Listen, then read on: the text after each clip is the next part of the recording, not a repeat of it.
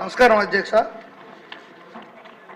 గౌరవ మంత్రి గారు ఇచ్చిన ఈ లెక్కలతో పాటుగా మాకు ఆర్టీఐ ద్వారా మేము అడిగిన సందర్భంగా మాకు ఇచ్చిన సమాచారం ఏంటంటే 12,670.79 కోట్లు అధ్యక్ష. దీనికి కరెంటు బిల్లులు 2,165.54 కోట్లు చెల్లించారని చెప్పారు అధ్యక్ష. దీనికి 10,505.25 కోట్లు ఇవి ఎక్కడికి వెళ్ళాయి, ఏం చేశారు, ఎవరిని అడిగి ఈ డబ్బులు పంచాయతీ ఖాతాల నుండి తీసుకున్నారో తెలియజేయాలి అధ్యక్ష. ఇప్పుడు రాజ్యాంగం 73-74 సవరణ ప్రకారం 243G ఆర్టికల్ 11వ షెడ్యూల్లో పేర్కొన్న విధంగా సర్పంచులకి మీకు తెలిసిందే అధ్యక్ష చెక్ పవర్ ఉంది.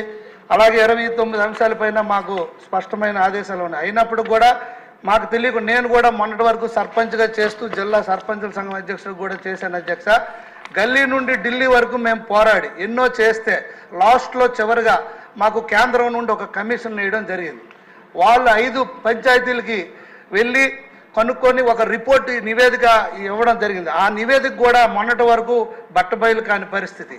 దాంట్లో మొత్తం డబ్బులు రికవరీ చేయమన్నారు. ఈ రాష్ట్ర ప్రభుత్వం మేము ట్రెజరీకి వెళ్ళిన ఎస్పీలకి, సిఐలకి, తర్వాత కమిషనర్కి, డీజీపీకి ఎవరికి మేము లెటర్ పెట్టి అడిగినప్పటికి కూడా ఎవరు మాకు తెలియదనే సమాధానం. అయితే డబ్బులు ఎవరు మరి మళ్లించినట్టు, ఎక్కడికి మళ్లించినట్టు, మా సర్పంచ్ చెక్కు సంతకాలు లేకుండా వారికి ఎవరు ఈ అధికారం ఇచ్చారు? పైగా ముఖ్యమంత్రి గారు ఆయన గత 5 సంవత్సరాలకు కూడా మాకు సమాంతర వ్యవస్థ తీసుకొచ్చి అక్కడ సెక్రటరీలని, వాలంటరీ వ్యవస్థను తీసుకొచ్చి సర్పంచులకి నిర్వీర్యం చేసి పంచాయతీరాజ్ వ్యవస్థ నిర్వీర్యం చేసి ఉత్సవ విగ్రహాలుగా మార్చారు. బాపూజీ ఎదురుగా ఉన్నారు. మహాత్మా గాంధీ బాపూజీ కన్న కళలో గ్రామ స్వరాజ్య స్థాపన, దేశం అభివృద్ధి చెందాలంటే గ్రామాలే పట్టుకొమ్మాలని చెప్పారు. అలాంటి సందర్భంలో ఈరోజు ఈ డబ్బులన్నీ ఎటెళ్ళాయి. మేము అలిపిరి వెంకటేశ్వర స్వామికి దండం పొక్కి మంచి బుద్ధి ఇవ్వని చెప్తే మాకు రామచంద్రాపురం స్టేషన్లో పెట్టి 6 గంటల దాకా నిర్బంధించిన పరిస్థితి. అలాంటి సందర్భంలో మాకు ఒక్కరోజు కూడా సమాధానం కూడా ఇవ్వలేదు.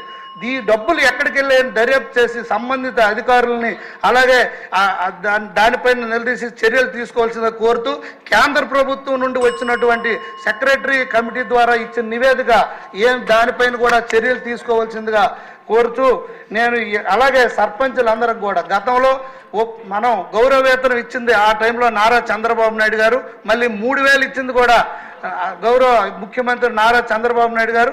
ఇప్పుడు మొన్న మేము సర్పంచుల మీటింగ్ పెడితే దానికి ప్రతిపక్ష నాయకుడు హోదాలో వచ్చి మాకు అందరికి సర్పంచులందరికీ కూడా 10,000 గౌరవ వేతనం ఇస్తామని కూడా చెప్పడం జరిగింది అధ్యక్ష.